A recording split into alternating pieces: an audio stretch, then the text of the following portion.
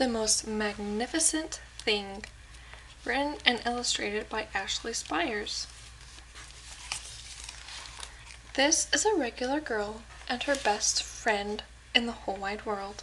They do all kinds of things together. They race, they eat, they explore, they relax.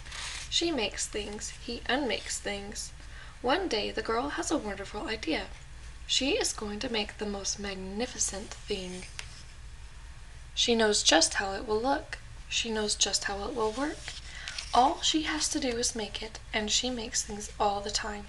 Easy peasy. First, she hires an assistant. Next, they gather their supplies. They set up somewhere out of the way and get to work. The girl tinkers and hammers and measures with her assistant, while her assistant pounces and growls and chews. When she is finished, she steps back to admire her work. She walks around one side. Her assistant examines the other side. It doesn't look right. Her assistant picks it up and gives it a shake. It doesn't feel right either. They are shocked to discover that the thing isn't magnificent or good. It isn't even kind of sort of okay. It is all wrong. The girl tosses it aside and gives it another go. She smooths and wrenches and fiddles. Her assistant circles and tugs and wags. When she is finished, she stands up and takes a long look at it. Her assistant gives it a nudge with his paw.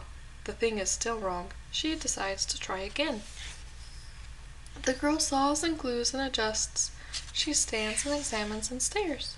She twists and tweaks and fastens. She fixes and straightens and studies.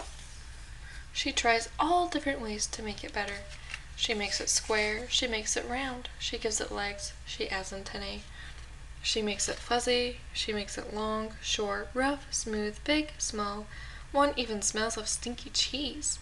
But none of them are magnificent.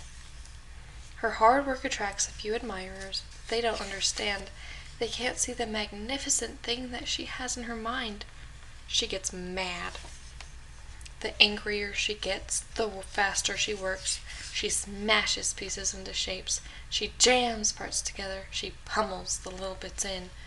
Her hands feel too big to work, and her brain is too full of all the not right things.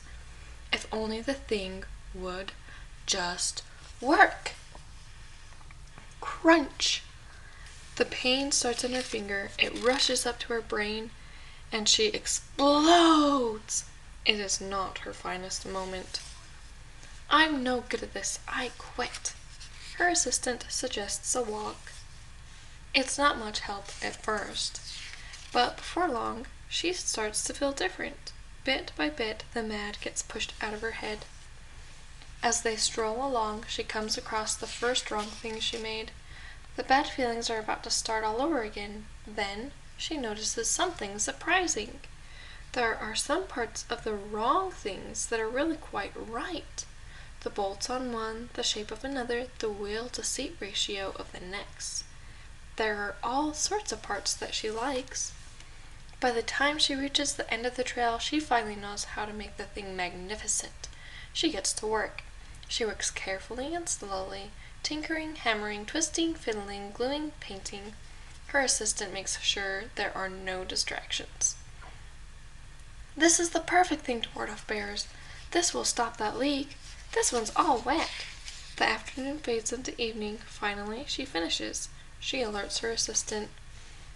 The pair take a good long look. It leans a little to the left, and it's a bit heavier than expected.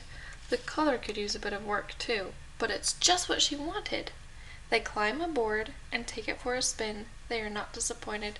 It really is the most magnificent thing.